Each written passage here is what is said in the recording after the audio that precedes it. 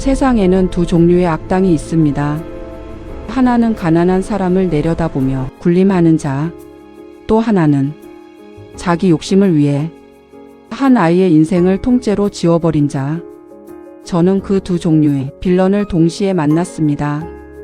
하나는 제 시어머니였고 하나는 저를 28년 전 이 세상에서 지워버린 사람이었습니다. 저는 그것도 모르고 그 두 사람 사이에서 숨죽이며 살았습니다. 아주 오랫동안. 하지만 결국 모든 진실은 제자리를 찾아갑니다. 이 이야기 끝까지 함께 하실 분은 지금 구독과 알림 설정 부탁드립니다. 오늘 영상 후회 없으실 겁니다. 제 이름은 강선아. 서울 외곽 반지하. 겨울이면 창문에 성에가 끼고 여름이면 바닥이 축축했던 그 집에서 저는 28살까지 살았습니다. 부모님은 없었습니다. 아주 어릴 때부터 할머니가 전부였습니다. 그래도 저는 불행하다고 생각하지 않았습니다. 할머니가 있었고 제가 사랑하는 연극이 있었으니까요. 무명 연극배우 공연 한 편 끝나면 받는 돈이 교통비 수준이지만 무대 위에 서는 그 순간만큼은 세상 어떤 사람보다 크게 느껴졌습니다. 오철민을 처음 만난 건 그해 가을이었습니다. 공연이 끝나고 무대 뒤에서 땀을 닦고 있을 때 뒤에서 목소리가 들렸습니다. 돌아봤을 때 고급 정장에 여유 있는 미소. 이 세계 사람이 아닌 것처럼 보이는 남자가 서 있었습니다. 연극을 잘 봤다며 생각보다 꽤 괜찮더라고 했습니다. 저는 감사합니다 라고 말하고 돌아서려 했습니다. 그가 밥 한번 먹자고 했습니다. 저는 웃으며 싫다고 대답했습니다. 그가 철민이었습니다. 그 이후 철민은 집요했습니다. 공연장 앞, 연습실 앞, 시장 골목까지 나타났습니다. 그러던 어느 날 새벽, 한강이라며 전화가 왔습니다. 죽을 것 같다는 말이었습니다. 저는 코트를 걸치고 뛰쳐나갔습니다. 그날 밤 우리는 날이 밝을 때까지 한강 벤치에 앉아 이야기를 했습니다. 어릴 때부터 혼자였다고 했습니다. 재벌 아들이 어떻게 혼자냐고 물었더니 그래서 더 혼자였다고 했습니다. 그 말이 진심처럼 들렸습니다. 6개월 뒤 그는 청혼했습니다. 할머니는 처음에 반대했습니다.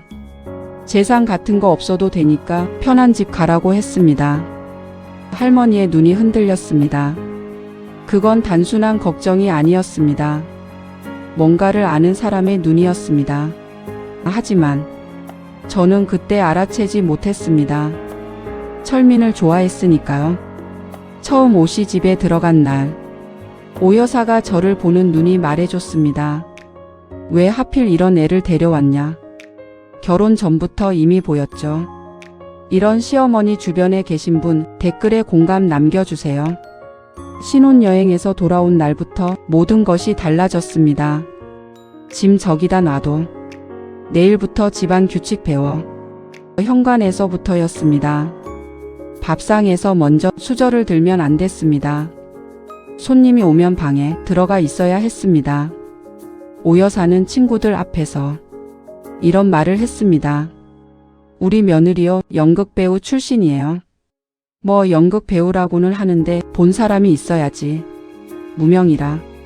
저는 부엌에서 그 소리를 들었습니다. 손에 들고 있던 찻잔이 조금 흔들렸습니다. 아버지도 없이 어머니도 없이 뭘 배웠겠어요. 그 말에 저는 아무것도 하지 않았습니다. 말대꾸 한마디가 철민에게 돌아가는 걸 알았으니까요. 철민은 언제나 중간이었습니다. 하지만 중간이라는 건 결국 아무 편도 아니라는 뜻이었습니다. 그리고 어느 날 오 여사가 전화 통화하는 소리가 들렸습니다. 할머니가 죽어야 저 애도 완전히 우리 사람 되는 거라고. 연줄이 없어야 묶어두지 라고. 숨이 멎었습니다. 저는 아무 일도 없는 척 부엌으로 돌아갔습니다. 봄이 되던 해 할머니가 쓰러지셨습니다.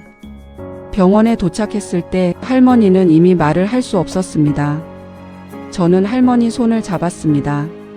할머니의 손이 아주 조금 떨렸습니다. 눈에 눈물이 맺혔습니다. 그게 마지막이었습니다. 장례가 끝나고 사흘 뒤 변호사로부터 연락이 왔습니다. 유언장이 있다고 했습니다. 변호사 사무실 테이블 위에 놓인 봉투. 겉면에 떨리는 손글씨로 선아야. 그 두 글자를 보는 순간 눈물이 왈칵 쏟아졌습니다. 할머니의 글씨였습니다. 선아야 보아라. 할미가 이 말을 얼마나 하고 싶었는지 그리고 얼마나 무서워서 못했는지도. 하지만 이제는 말해야 할 것 같아. 할미가 눈 감기 전에 너는 알아야 한다. 너는 우리가 낳은 아이가 아니야. 내 아들과 며느리 그리고 손녀가 미국에서 교통사고로 갑자기 죽고 나서 시리에 잠겨 있던 이 할미 앞에. 그러니까 28년 전 어느 겨울밤 낯선 남자가 너를 데리고 왔어. 3살짜리 아이를. 그 남자는 돈 봉투를 내밀며 말했어.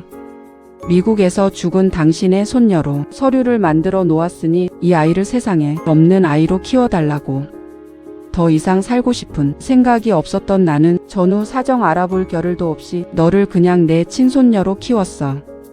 내가 너무 예뻐서. 그리고 그 아이가 누구인지 나중에 알게 됐을 때 그때는 말할 수가 없었어.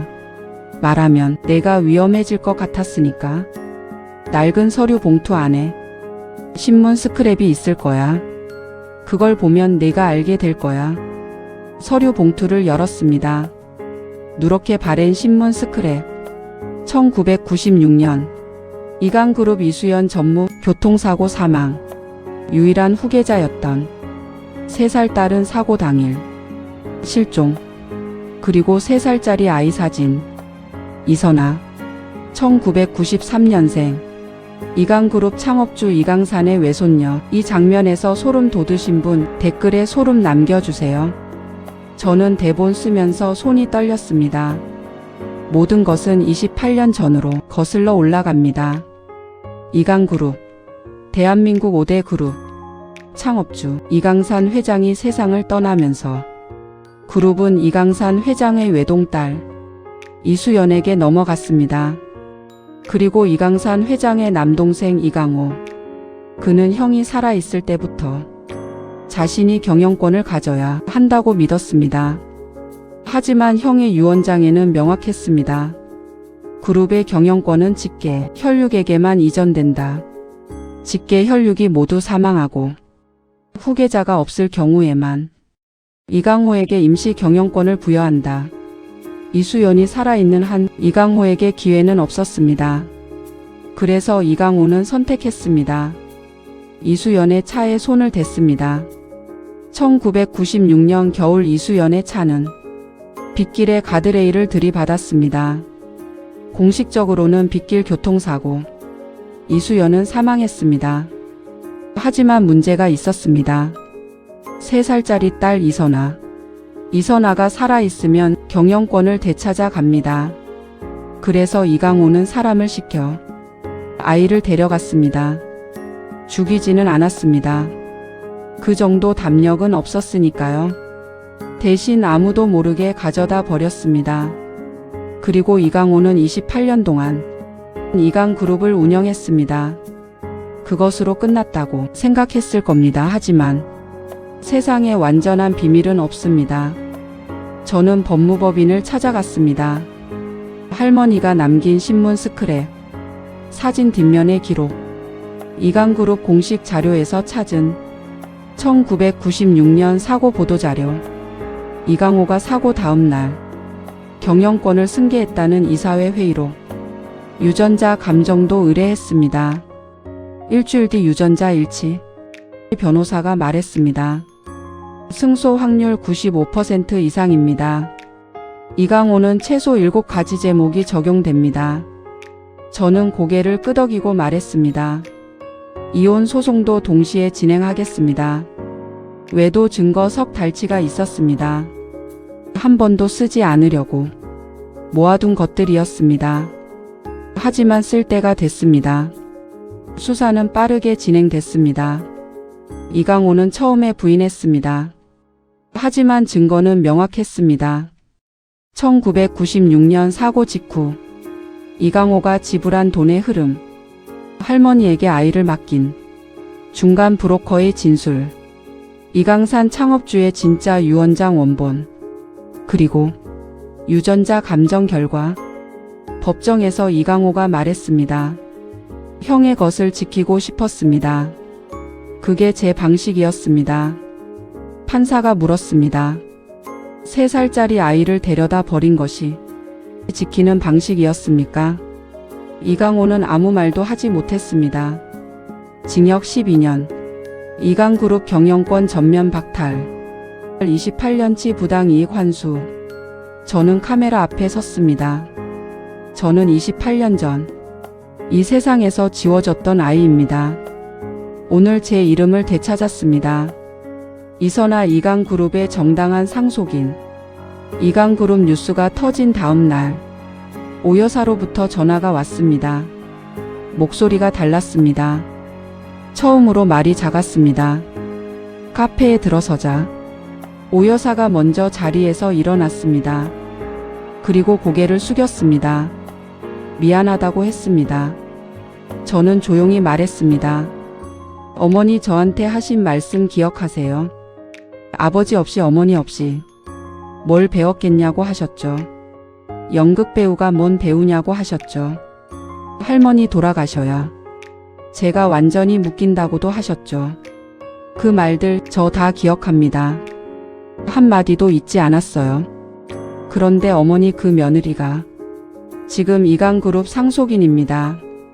이강그룹이 어머니 남편 회사 지분을 17% 가지고 있습니다. 제가 이사회에 들어가면 주요 안건 표결권이 생깁니다. 저는 어머니께 복수하려는 게 아닙니다. 그냥 말씀드리고 싶었어요. 가난이 죄가 아니라는 것. 무대가 작다고 사람이 작은 게 아니라는 것. 어머니는 평생 그걸 모르고 사셨죠. 앞으로 연락 마세요.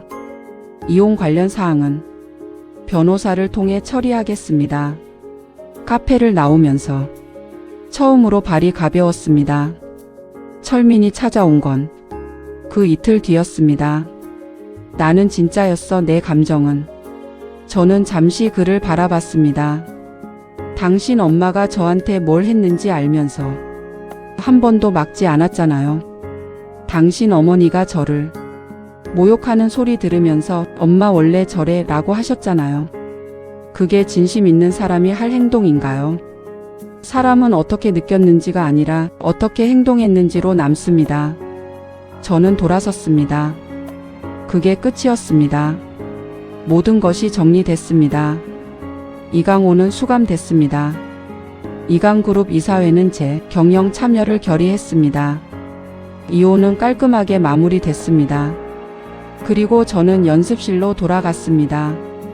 다음 작품 같이 하자는 말에 네, 라고 대답했습니다. 그 한마디가 이상하게 가볍게 나왔습니다. 무대에 서는 이유가 달라졌습니다. 예전에는 가난해도 무대 위에서만큼은 크고 싶었습니다. 지금은 그냥 하고 싶어서 합니다. 저는 이제 두 이름을 가지고 있습니다. 이강그룹 상속인 이선아, 그리고 무명 연극배우 강선아. 두 이름 모두 제 것입니다. 가끔 객석을 바라봅니다. 저 많은 분들 중에도 각자의 이야기가 있겠지. 누군가는 지금 갑질 당하고 있고, 누군가는 자신이 누구인지도 모른 채 살고 있고, 누군가는 아직 자기 자리를 찾지 못했을 수도 있습니다. 그래서 이 이야기를 보냈습니다. 당신이 지금 어떤 자리에 있든 그게 당신의 전부가 아닐 수 있습니다. 진실은 반드시 제자리를 찾아갑니다. 저처럼 강선아로, 이선아로 있는 그대로. 오늘 이야기 어떠셨나요? 가장 사이다였던 장면을 댓글로 남겨주세요. 구독과 좋아요는 반전극장이 계속될 수 있는 이유입니다. 감사합니다.